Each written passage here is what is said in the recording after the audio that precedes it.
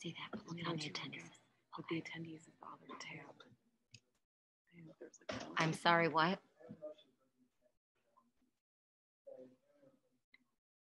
Oh, Daisy?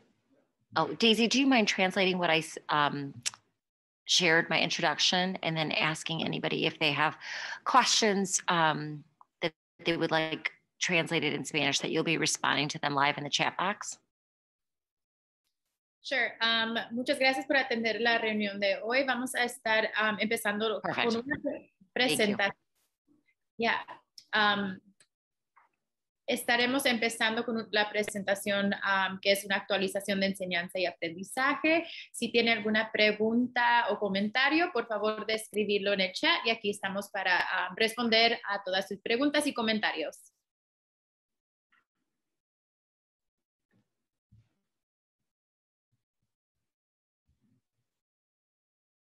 Okay, you may go. Oh, put the presentation up. Eric, do you mind putting the presentation up? I know you're busy doing a lot of things like sound quality and texting our panelists.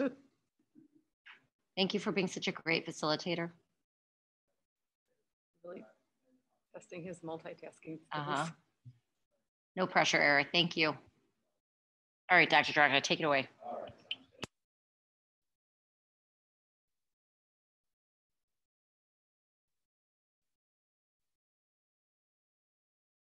So we'll get through this. Mr.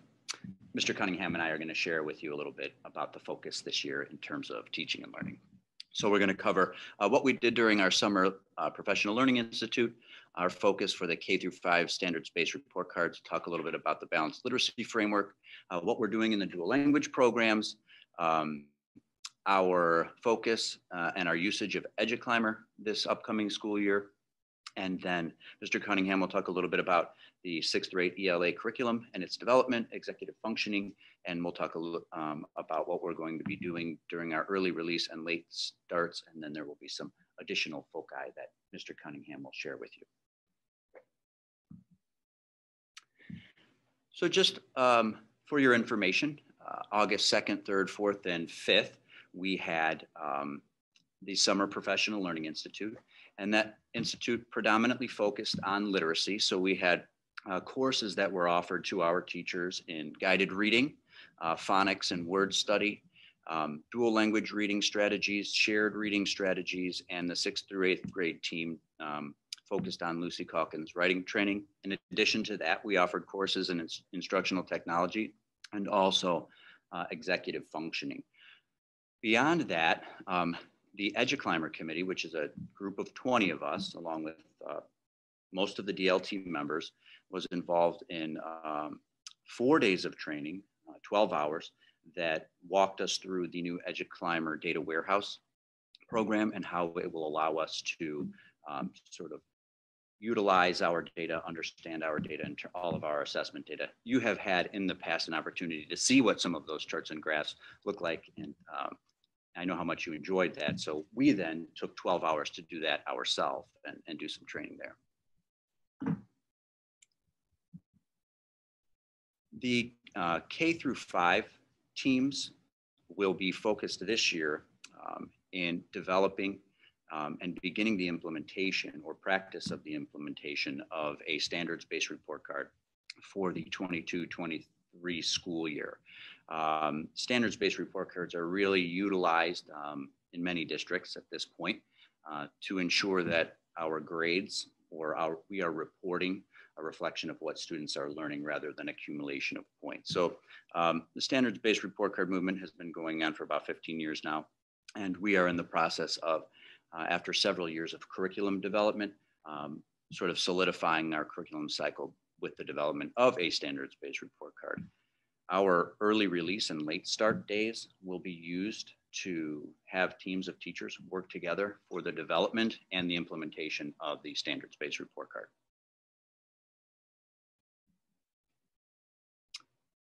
In addition to the things that have been mentioned before, our K-5 teams are going to be focused on strengthening our balanced literacy framework, which is just pretty much a way in which we approach literacy. This year, we're looking to identify a phonics and writing program to help strengthen our literacy framework. In addition, the dual language teams will be focusing on developing their Spanish language arts curriculum. Over the past 2 years, we have adopted Santiana and then Fonética y Gramática and Taller as Spanish resources. And the reason I mention this is because in the world of regular English language curriculum development, there are many resources to help support those efforts. And over time, we have not necessarily seen those same products available for dual language programs. So we've dug deep and found some programs which I think are going to help us work together to help align our dual language curriculum vertically from grade level to grade level, which I think over time will help strengthen our program. In addition to the two things I just mentioned there, then we are working, as I had mentioned before, as an EduClimber committee to develop essentially an action plan and protocols to put in place to allow our teachers to, for lack of a better word, just mine data in the data warehouse, which will give them an opportunity to understand where their kids are at, what their kids have done over time. They'll be able to analyze student growth and achievement in order to help better support them and support our RTI program.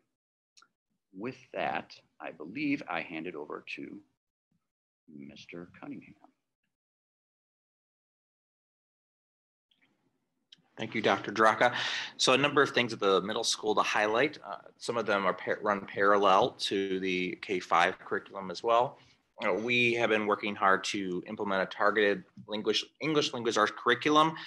We have right now at our middle school, we have tier 2, tier 3 reading intervention specific classes for students, and we have switched to using a program called Fontes and Pinnell, which has been used at the K-5 level. We found it's just a great articulation piece for the middle school. So a lot of level literacy learning resources are being used at that level as well.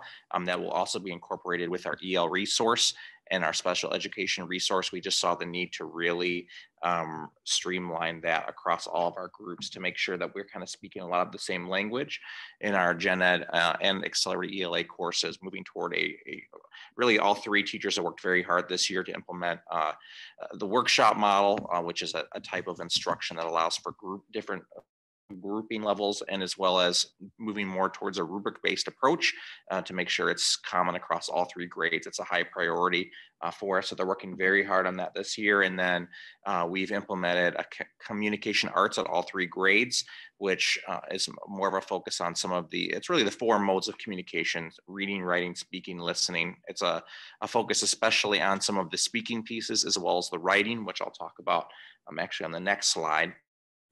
And so we're just really excited, which we won't go to yet. Come back to it. I know I said next slide. It's tricky. It's a Q word. It's okay. I apologize. So, and then for our dual language students, then for building literacy in Spanish, we are implementing our Spanish language arts program. It was called dual literature. Now it's called Spanish language arts.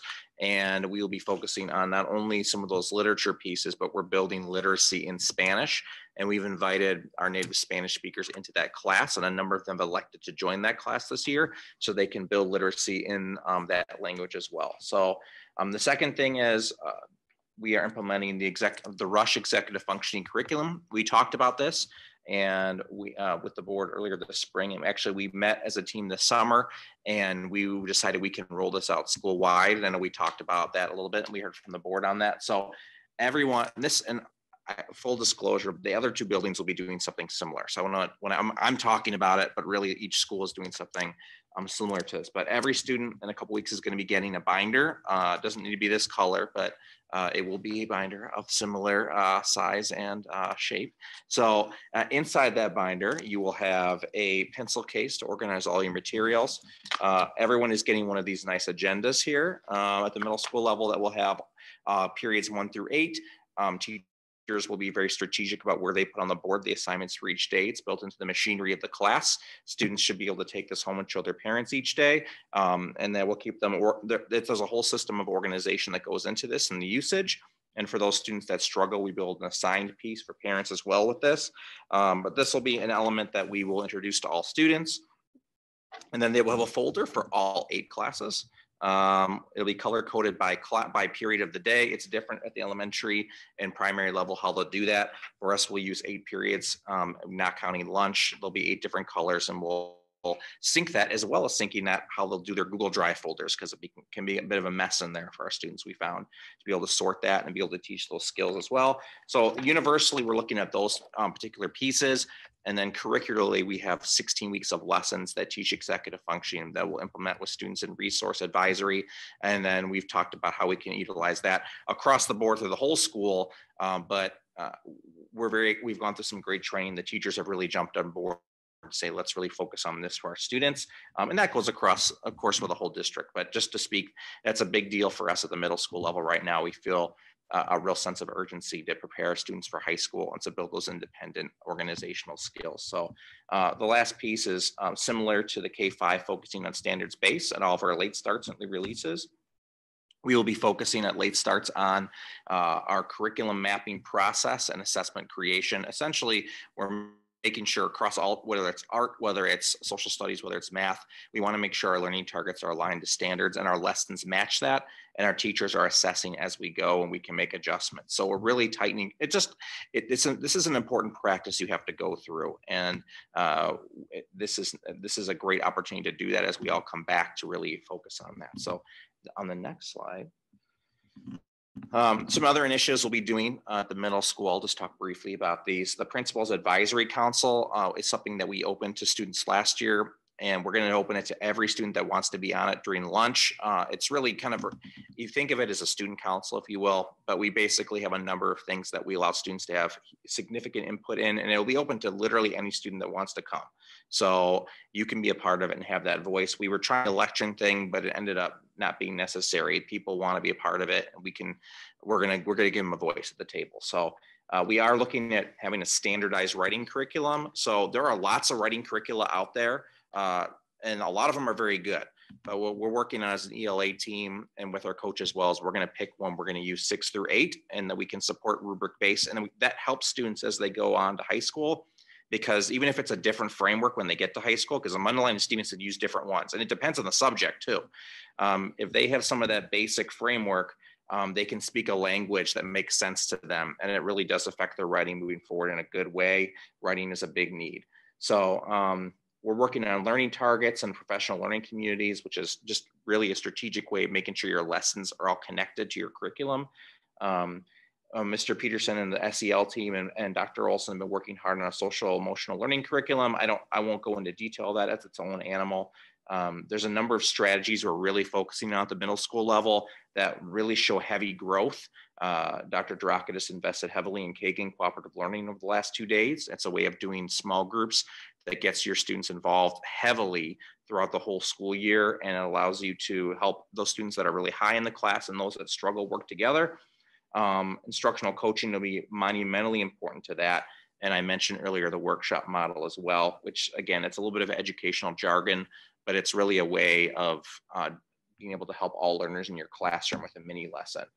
We'll add across all grades after school support in reading and math. That's our tutorial program. Dr. Draka already mentioned EduClimber. We'll incorporate that with how we progress monitor our kids to show growth. And then I already mentioned that Spanish language arts class. So thank you. Questions for us?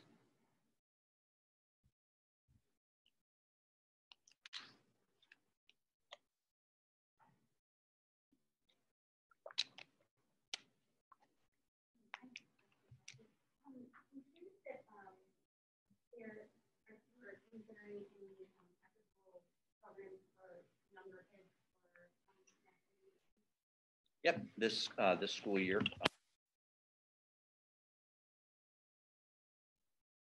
Mr. Preble and I and several of the principals have started meetings to develop an after-school program. Because we've lost so much instruction over the past several years, one of the things we're looking to do is utilize an online curriculum to help support kids after school.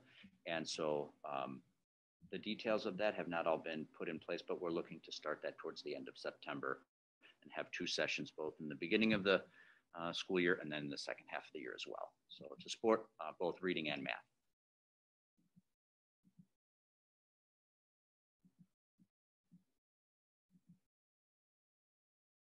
I have a couple of questions if no one else does. With the executive functioning and the system of organization you were talking about, which I think is great, is that going to align with Power School? So will whatever the teacher's assigning them in class like match up to their assignments in Power School? Yes, the challenge will be in Power. Well, maybe the answer is no.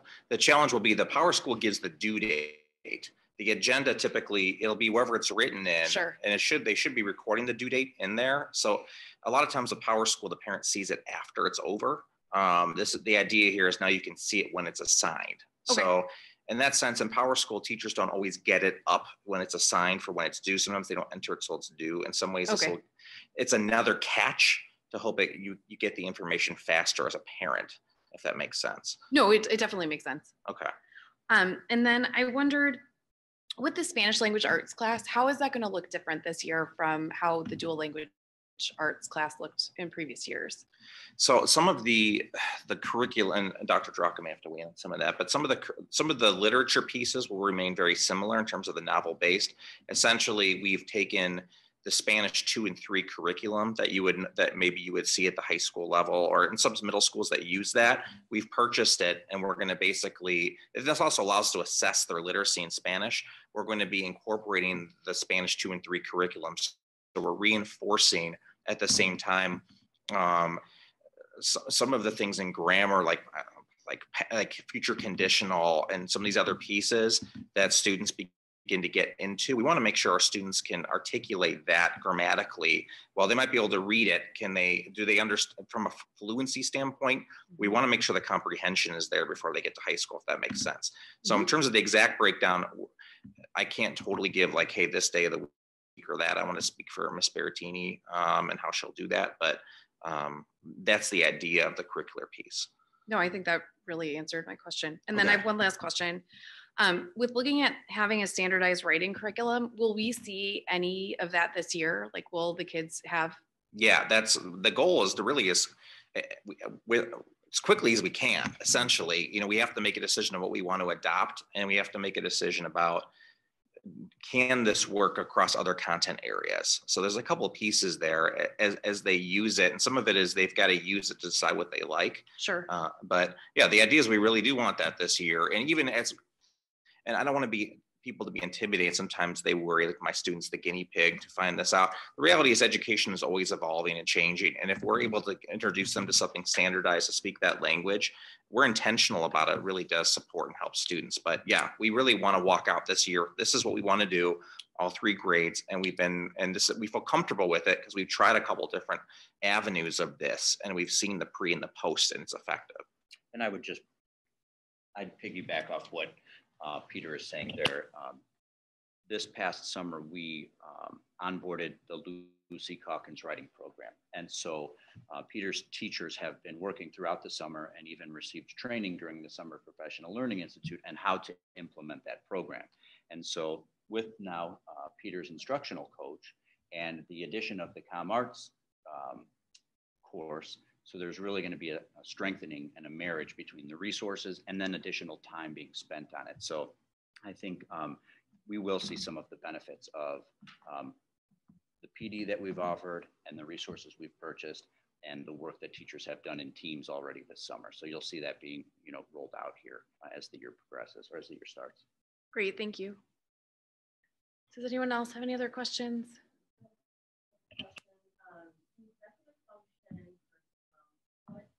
Going to be the method of delivery on that? Like, will every class hit those ideas? You said, I think you mentioned that there was like a 6 to 8 week curriculum. Which classes will be delivering that? Yeah, I'm smiling because we're still trying to talk about how we're going to handle with students in band and choir. But essentially, the delivery method is twice a week, 1 day a week. And the lesson itself was going to be taught in advisory, in resource, and intervention. actually those are 3 areas. And so they would learn it 1 day a week. They like, for example, I'm trying to think of the first example. The first week, I believe, is goal setting. And so being able to set a goal and you try to micro set it for the unit you're in. The student writes it and tracks their progress. So that will be delivered. Maybe, I think we established the days too, and I cannot remember for the life of me. I believe it was Tuesday and Thursday.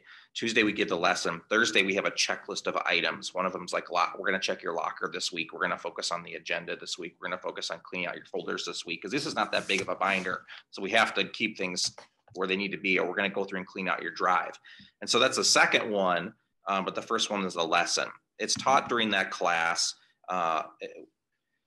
Depending on how in depth we want to get, it can go the full 45. And so the conversation we've had with Ms. Rosales and Ms. Borkowski is there a way? They've offered to do it. The concern is that too big of an environment to make it effective? But we've talked about how we're going to address it. We can for sure in those areas. Now it's a discussion of how we're going to address it with those two. So I can't speak yet because we're still talking and we don't start this curriculum until the end of September. Okay, great. But I know everybody wants it. Yes. So Yes. we want to make sure we know that. Yes. So it's doing it in a way that's thoughtful and isn't disruptive to everybody's curriculum they're doing. Okay. Yeah, I mean, we have a very healthy band and choir program, and many of our students participate in that. So it would be a shame for them to lose out on that opportunity. Yeah, I know Ms. Rosales already said, hey, let me know. Let's talk through how we can do it. Mm-hmm. And that's what we've looked at is we are going to do it during that kind of band period of the day. It's 7th period for 7th and 8th grade, 9th period for 6th grade. Okay. And then my second question is on the standards-based report card. Dr. Jaraka, when do you expect to launch? I feel like I've asked this question before, but what is the hope for the launch date for the K through 5? Yeah, we plan to implement this next school year. So this year is going to be the process of finalizing the actual standards-based or priority standards in each grade level, and then utilizing our late starts and early release days to practice and ensure inter-rater reliability. That means every teacher understands the standard and what it looks like to master it. And then at the end of this school year, we've been I've spoken with Brandon about doing a parent university to help share out what a standards-based report card is. I put the presentation together. It's been prepared for a couple of years now, but because of some of the delays, I'll share it out with parents and then communicate during the summer and at the beginning of next school year as it gets rolled out. Okay. And then what is the plan for 6th through 8th?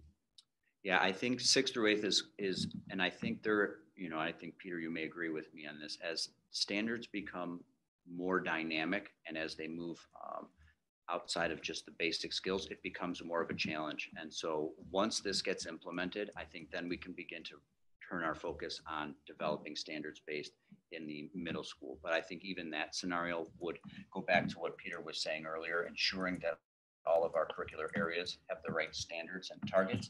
Once each of those areas do, then we could build that off. So I would say at least 2 years. While we have done some great work, and the instructional leadership team at the middle school has done some great work in the past in developing our frameworks and our curricular roadmaps, I think it's great having Peter on board to help support that work at the middle school level, and he's going to help ensure that those curricula get strengthened with targets, which will then lead to a standards-based report card. It's like just developing a standards-based report card requires you to have in place a standards and a target-based curriculum first before you get to that place. And I think we're gonna move in that direction. I mean, I think Steve's so intelligent; he knows that. Enough of that. Yeah, no, but that's the reality. Is that the curriculum mapping piece you talked about is really a precursor to being ready for more toward that direction. At the same time, we have those grades at the middle school where it's your letter grade, then we have those spirit quality grades. And then your self-directed learner. And the reality is, so there's 2 prongs happening: curriculum mapping, which is getting this targets ready. You could say, I have a standard that I've met. And then now you can differentiate the learning behaviors out of it when you go to a standards base. So we're laying that foundation of that. Yeah. Okay, great. Thank you.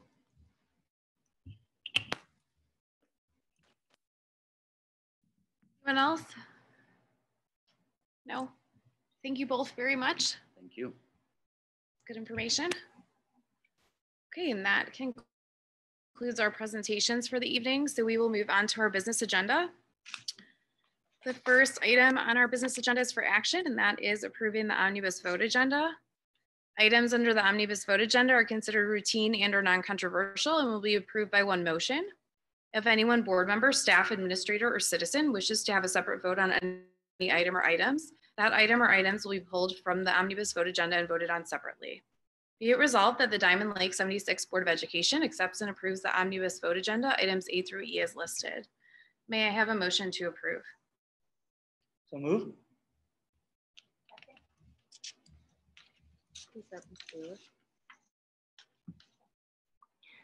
Mr. Heltman, Yes. Ms. Bayless, Yes. Ms. Hale, Yes. Ms. Kwan, yes, Ms. Sullivan. Okay, that motion is approved. Moving on to our second item for action this evening, which is the release of executive session minutes.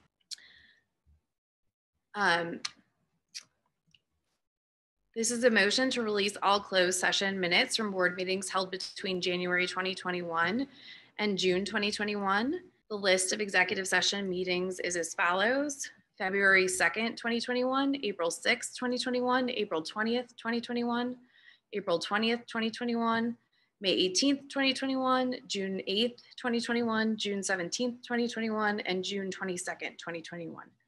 May I have a motion to approve releasing those closed session minutes, please? Second, Ms. Sullivan? Yes. Ms. Kwan? Yes. Ms. Bayless? Yes. Ms. Hale? Yes, Mr. Heltman? Yes. and that motion passes as well. And our last item on the business agenda this evening is for personnel. Be it resolved that the Diamond Lake 76 Board of Education accepts and approves the personnel items as depicted on the agenda. We have 3 new hires and we have 2 resignations. May I have a motion to approve, please? So moved. Second. Mr. Heltman? Yes. Ms. Sullivan? Yes. Ms. Bayless? Yes. Ms. Hale? Yes, Ms. Kwan? Yes. and that motion also passes. So that concludes our business agenda for the evening. Moving on to board discussion. Do we have any items for board discussion this evening? No. Okay, we have no freedom of information requests. We have a few items under notices and communications. The first one, I just wanted to, again, bring your attention to the board meeting calendar and ask that if, when you take a look at the calendar, if you notice that you have any conflicts with any of the dates, if you could let myself and Bhavna and Lisa know, just so we can plan in advance for quorum. I know things come up last minute and sometimes you have a family emergency or sometimes there's work travel or things like that. But if the more advanced notice we have, the better it is for us. And then, did you want to talk about the mental health? I just put this item in your in your board packet as information because it's going to become law on January 1st, 2022. So I'm sure there's going to be some policies that we'll have to adopt in regards to mental health awareness. And if students use mental health as a reason to leave school or to take a leave of absence, and how the work has to be provided for them or that time to make it up. So once more details are available, and like I said, it becomes probably more with ISB as policy, I'll bring that up to you. We'll follow up as a district leadership team, but I just wanted everybody to have that as information because it just came out in the past few weeks. Great, thank you. And then I see there is a thank you note from the union for the back to school lunch from yesterday. Yes. It's really nice.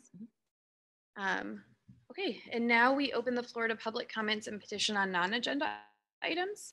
So again, if you're joining us virtually, if you have any public comments or petitions on non-agenda items, please feel free to type those into the chat box and we can read them into the meeting.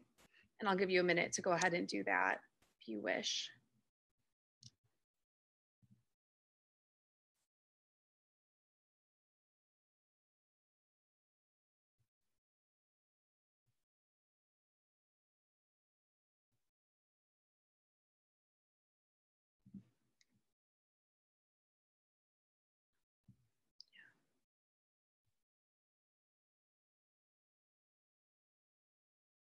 Okay, there does not look like there are any public comments. So moving on to others. We didn't have any. Do you have anything for others? I was just going to announce that tomorrow is our first day of school for grades kindergarten through 8th. So we're all, I know I'm speaking on behalf of the district leadership team and the staff, very excited to have our students back 100%. And we have more students enrolling each day. So that's really great news because it keeps us in business. So we're excited about that. And I want to thank all of you for coming to the masquerade ball yesterday. Your costumes were a big hit. Loved the masks, and I think it was really great for our staff and especially our new staff. I think just to see, just the spirit and the vibe and just the culture and the climate that we've created and how you as board members are a part of that and support that and promote that. So thank you very much for coming and for your support. Thank you for having us. I think I can speak for the whole board in saying it was fantastic to see all the staff in one place at the same time, not behind a computer screen. It was great to see so many new faces and to welcome so many people into the District 76 family. And for a lot of us that were at the meet and greet last night, it was amazing to see the turnout. Haven't seen that many people in the school buildings in years. I think everyone is really excited. The teachers and the staff seemed really excited. So I think we're all thrilled that school is reopening tomorrow in person. And we wish you all the best of luck. And thank you. Thank you.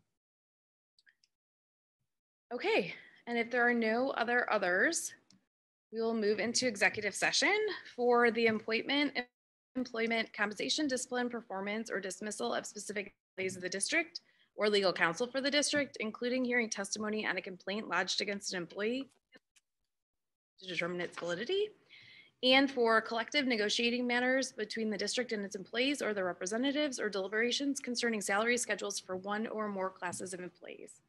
May I have a motion to adjourn into executive session?